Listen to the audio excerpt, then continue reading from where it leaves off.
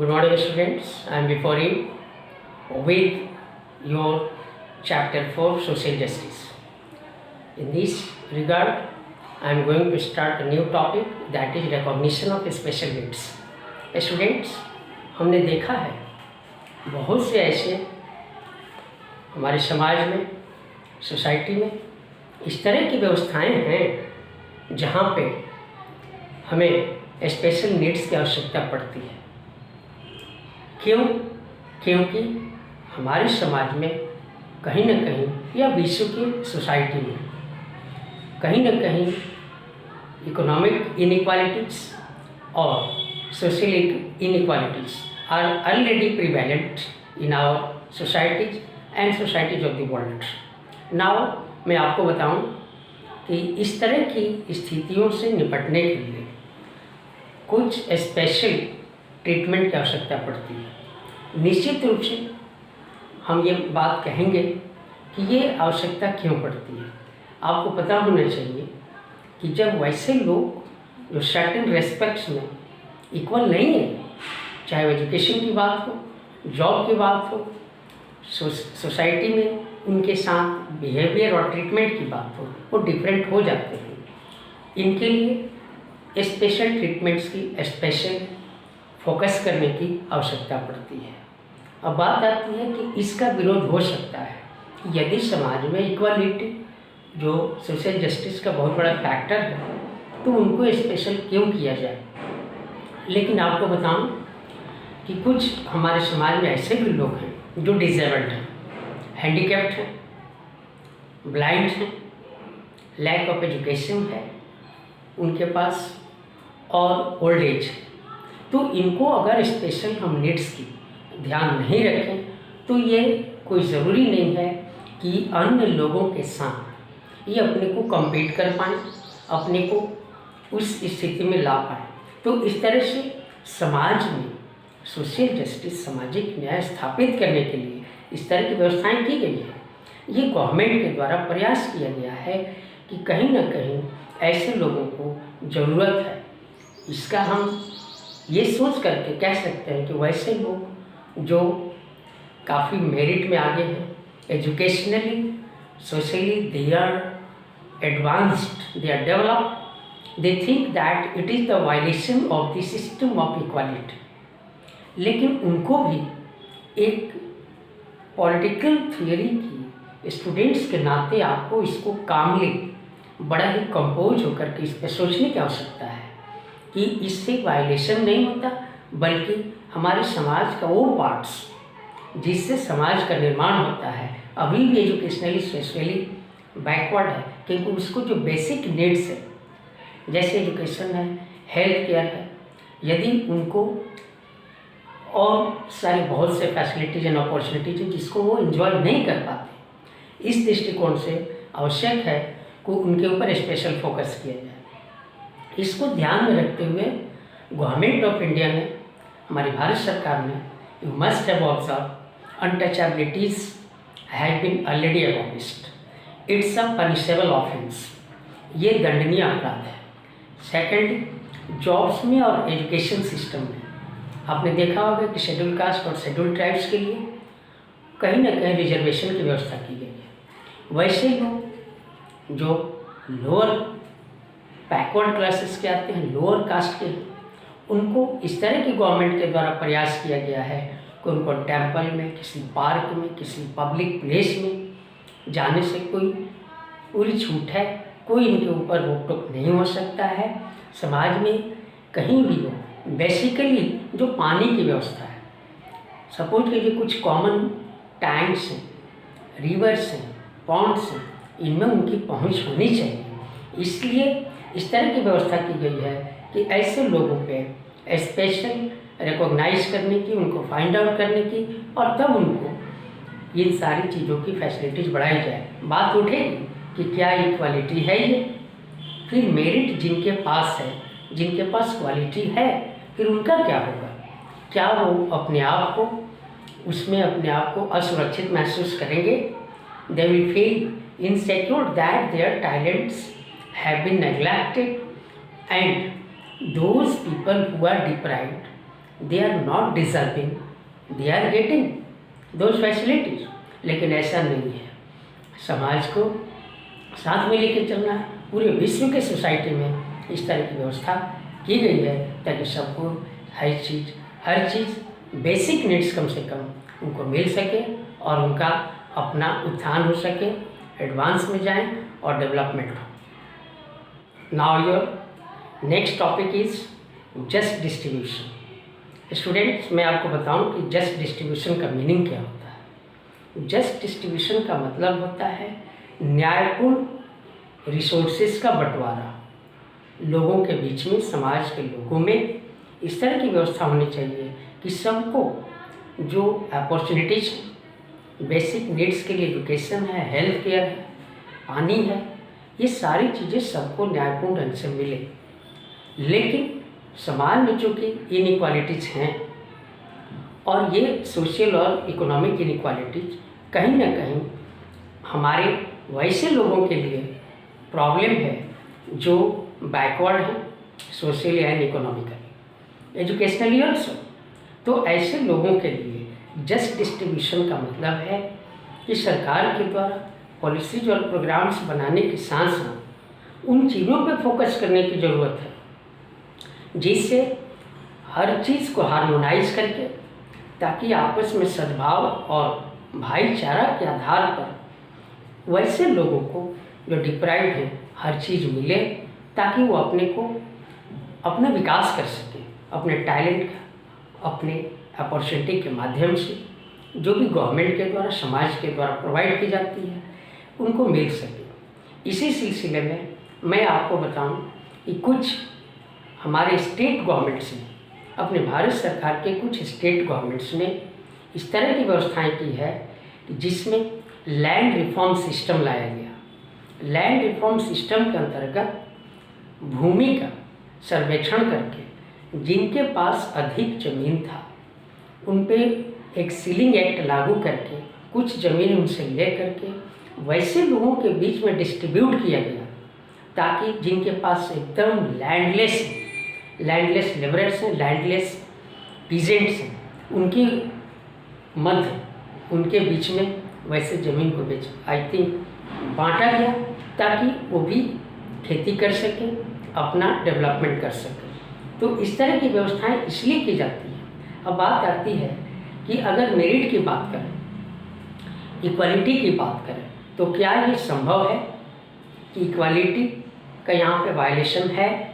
आपने देखा होगा कि अपने समाज में जब रिजर्वेशन की बात उठी थी तो बहुत सारे क्लैश हुए थे, वायलेंस हुए थे, और ये कहीं ना कहीं क्लैश और वायलेंस होते रहते हैं, क्योंकि एक पार्ट को ये लगता है कि हमें वीक करके, हमें कमज़ोर करके वैसे पार्ट को ऊपर लाने की कोशिश की जा रही है जिससे उनका, उनके फैमिली का जो फ्यूचर है स्टेक पे है, और इसलिए कहीं ना कहीं इसमें क्लैश होता है, वायलेंस होता है।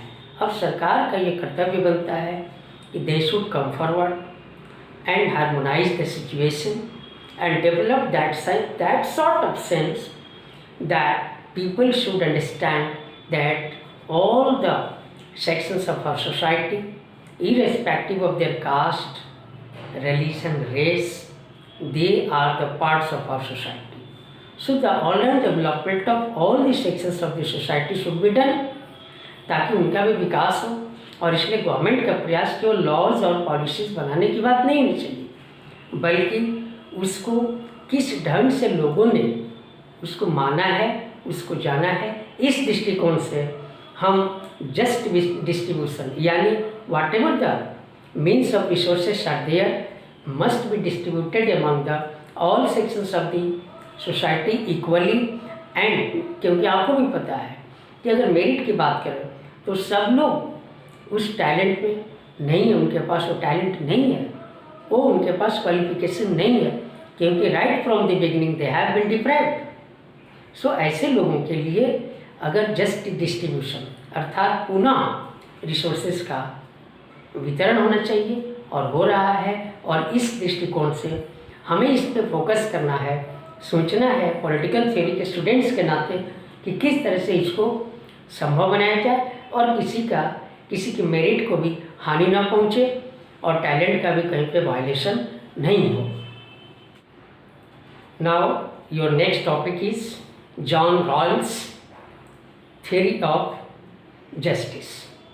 अर्थात जॉन रॉल्स बहुत बड़े पॉलिटिकल फिलोसोफर हैं, उनके भी अपने तर्क हैं जो कि किस तरह से समाज में इक्वालिटी और एक जस्ट सोसाइटी का निर्माण हो सके। इस सिलसिले में उन्होंने कहा है कि देखिए, हर समाज के लोगों में अगर उनसे ये बात पूछी जाए कि आप किस तरह के समाज का निर्माण चाहते हैं, तो सबका लगभग यही जवाब होगा कि the society which provides each and everything, basically the basic facilities or necessities are important for the growth and development of each and every individual in a society, that is the better society। तो इस तरह से better society की बात करते हैं कि जो हर चीज़ सभी लोगों को कम से कम इतना प्रोवाइड कर देती है कि जिससे सबका विकास हो, सब लोग एक भाईचारे के साथ और अपनी आवश्यकता की पूर्ति करते हुए जीवन जी सकें। अब बात आती है कि क्या सारे लोग अपनी इंटरेस्ट को सेक्रीफाइस करने के लिए तैयार हैं क्या? नहीं, ऐसा संभव नहीं है। प्रत्येक पेरेंट्स अपने बच्चों को क्या उनको बनाना है, किस दिशा में उनको डायरेक्शन देना है ताकि उनका ऑलराउंड डेवलपमेंट हो और समाज में वो एक पोजीशन हासिल कर सके, इसलिए उन्होंने उनके ऊपर फोकस किया है। और हो सकता है कि दूसरे बच्चों के ऊपर से उनका ध्यान न हट जाए। तो इस तरह हम कह सकते हैं कि सब लोग बलिदान देने के लिए कभी आगे नहीं आएंगे कि अपने इंटरेस्ट को इग्नोर करके और दूसरे के इंटरेस्ट को वो महत्व देंगे। इसलिए ये ज़रूरी हो जाता है कि जॉन रॉल्स इस बात की तरफ इशारा करते हैं कि गवर्नमेंट के द्वारा बनाया हुआ पॉलिसीज एंड प्रोग्राम्स से काम नहीं चलेगा, बल्कि हमें ये देखना है कि समाज में जो भी चीज़ें हैं क्या उनके विषय में किस तरह की व्यवस्था होनी चाहिए ताकि फ्यूचर में उनके ऊपर इसका कोई इफेक्ट ना हो।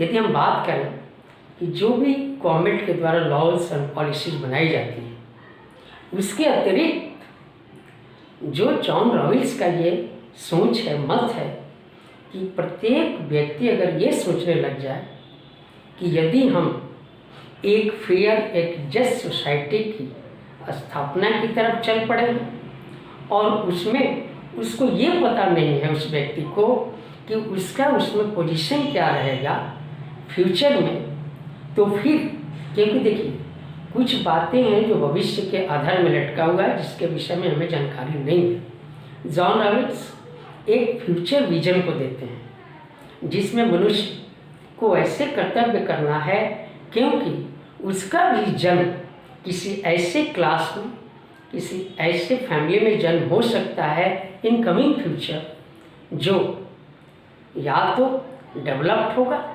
या फिर डिप्राइव्ड होगा, अनडेवलप्ड होगा। इस दृष्टिकोण से आपको पता नहीं है कि आपको क्या करनी है। इसलिए जॉन रॉल्स कहते हैं कि आप ऐसे समाज की स्थापना कर सकें और होनी चाहिए जहाँ पे सभी लोगों को वो सारी चीज़ें मिले जिससे उनका भला हो, सबका कल्याण हो। और इस तरह से वो इस बात को बताना चाहते हैं कि देखिए कुछ लोग हैं जो निश्चित रूप से उनको बेसिक फैसिलिटीज अवेलेबल नहीं है, चाहे वो कारण कोई भी रहा हो, चाहे कास्ट रहा हो, रिलीजन रहा हो या गवर्नमेंट का दबाव या सोसाइटी का दबाव रहा हो, लेकिन इसके बाद भी वो आगे चल के इस तरह की सोच रखना चाहिए कि एक समाज में फेयर और जस्ट सोसाइटी का निर्माण हो। इस सिलसिले में उन्होंने एक स्टेटमेंट दिया है well of ignorance. Well of ignorance का मतलब होता है कि यदि प्रत्येक व्यक्ति अगर इग्नोर होकर के उसके ऊपर अज्ञानता का पर्दा, वेल ऑफ इग्नोरेंस का मतलब होता है अज्ञानता का, ज्ञान का जो भंडार है उसके ऊपर पर्दा पड़ा हुआ है, यानी कर्टन है। तो इस तरह से उस स्थिति में अगर आप सोचते हैं कि भविष्य में हमारे साथ क्या होने वाला है, उसके बारे में आपको कोई जानकारी नहीं है, और तब इस स्थिति में यदि आप उस तरह के समाज के निर्माण के लिए आप काम करते हैं जहाँ पे आपका भविष्य पता नहीं है, लेकिन आप उस तरह के स्टेप्स लेते हैं जहाँ पे इक्वल डिस्ट्रीब्यूशन होता है ऑफ द रिसोर्सेज, और जॉन रॉयल्स का ये ध्यान है, फोकस है कि वैसे समाज की स्थापना होनी चाहिए जहाँ पे सबसे कमज़ोर जो लीस्ट प्रिविलेज्ड पीपल है, कम्युनिटी है, इंडिविजुअल्स हैं, उन तक ये सारी फैसिलिटी जो बेसिक नीड्स हैं, चाहे वो हेल्थ केयर हो, एजुकेशन हो, वाटर हो, सैनिटेशन हो, वहाँ तक पहुँच सकें।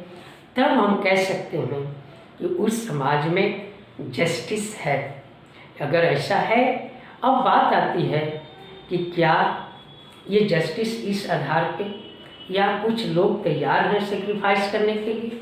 अभी हमने आपको बताया था कि सब लोग अपने इंटरेस्ट से बाहर नहीं जा सकते, लेकिन कुछ जो बातें हैं ध्यान में रखकर अगर समाज में उनकी व्यवस्था की जाए तो एक सामंजस्य, एक सोशल जस्टिस स्थापित की जा सकती है समाज में। इसी दृष्टिकोण को आगे बढ़ाते हुए कहते हैं कि क्या मोरलिटी, हमारी जो नैतिकता है, क्या वो जरूरी है? क्या वो सामाजिक न्याय दिला सकता है? जॉन रॉयल्स इस पर कहते हैं कि नहीं।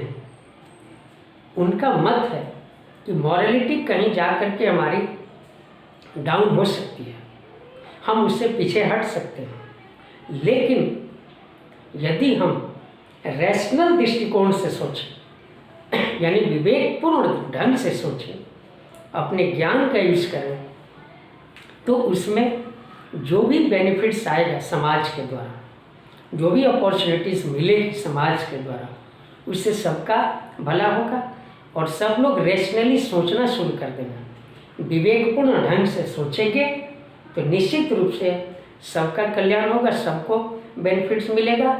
इसलिए उन्होंने इस पे ध्यान दिया है कि रैशनल वे ऑफ थिंकिंग, अर्थात हम अगर विवेकपूर्ण ढंग से सोचेंगे और इस तरह की समाज में व्यवस्था करेंगे कि सारे लोगों को irrespective of any sorts of differences are ignored and they are given and provided whatever the facilities are there to the least privileged people, I mean the ground level, then it becomes a just society. Then social justice is established in that sort of society. So in this way we can say that how John Rawls' statements and thoughts are so important in present day societies, where each and every individual having maybe some differences will enjoy the life according to the facilities will be provided to the people by the society, by the government. So there is a greater role of the society people to be concise, calm and composed and use their rational power, I mean Vivek, then they will get benefit from each and every section to all the equally, and to the all people will get justice in the society. Okay, thank you.